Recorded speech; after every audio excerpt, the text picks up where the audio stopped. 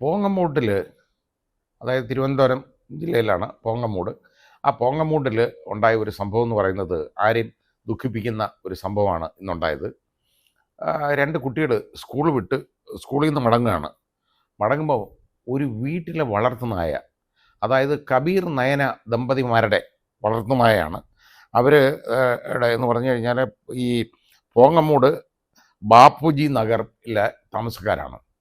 അവർ കയ്യിലുള്ള ഈ അപകടകാരികളായ നായ്ക്കളുണ്ട് ആ വീട്ടിൽ, കേട്ടോ.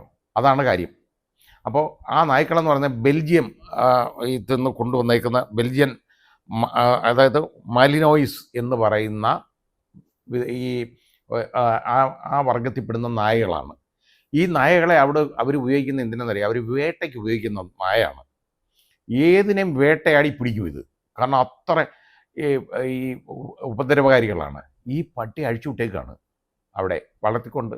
അത് ഇതിലെ ആര് പോയാലും റോഡിൽ കൂടെ പോയ കുട്ടികളാണ്. 16 വയസ്സുള്ള ഈ പെൺകുട്ടിയെ കാലിന് കടിച്ച് പറിച്ച് വളരെ നാശം, ഗുരുതരമായ പരിക്കുണ്ടാക്കി. അത് വളരെ വലിയൊരു ക്രിമിനൽ കുറ്റമാണ്.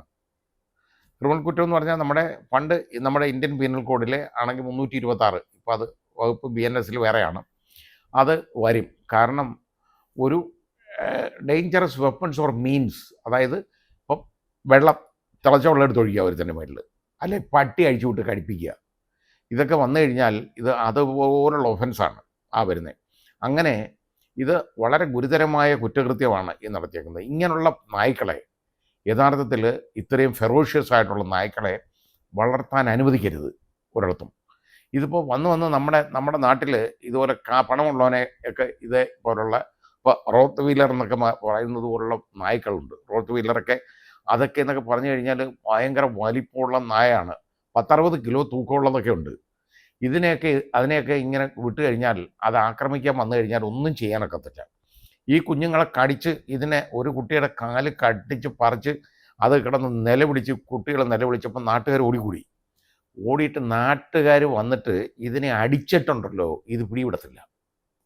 കാരണം അത് വേട്ട നായ്ക്കളാണ്.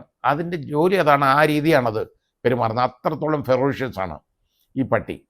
ഇത് പണ്ട് നമ്മൾ കണ്ടിട്ടുള്ളതാണ്. പാലക്കാട് ഒരുത്തൻ കൊണ്ടുവന്ന് വളർത്തിയ ഒരു നായ ആണെന്നുണ്ടെങ്കിൽ ഒരു വൃദ്ധയെ ഉപദ്രവിച്ച് നമ്മൾ കണ്ടതാണ്. എന്ന് പറഞ്ഞ പോലെ ഇത് പല ആളുകളും ഇങ്ങനെയുള്ള നായ്ക്കളെ വളർത്താനായിട്ട് നമ്മൾ ലൈസൻസ് കൊടുക്കാൻ പാടില്ല. അത് ഈ ലോക്കൽ ബോഡീസ് അതിൽ ഇടപെടണം. ഇങ്ങനെയുള്ളവന്മാരുടെ എല്ലാം പേര് കേസെടുക്കണം. ഇങ്ങനെയുള്ള നായ്ക്കൾ നമ്മുടെ നാട്ടിൽ വേണ്ട എന്ന് വിചാരിച്ചാൽ മതി. ഇതിനെ വളർത്തുന്നു?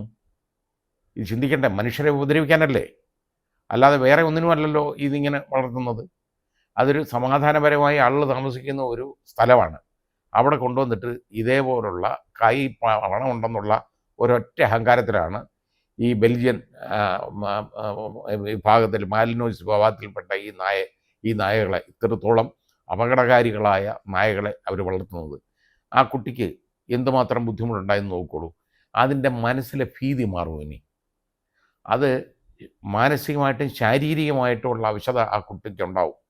കാലിന് വളരെ ഗുരുതര പരിക്കാണെന്നാണ് മനസ്സിലാകുന്നത്. ഏതായാലും അത് ആശുപത്രി ചികിത്സയിലാണ്. അതിൻ്റെ വിദ്യാഭ്യാസത്തിൻ്റെ തടസ്സമല്ലേ, പഠിത്തം നടക്കൂ, വളരെ ബുദ്ധിമുട്ടല്ലേ ആ കുട്ടിക്കുണ്ടാകുന്നത്.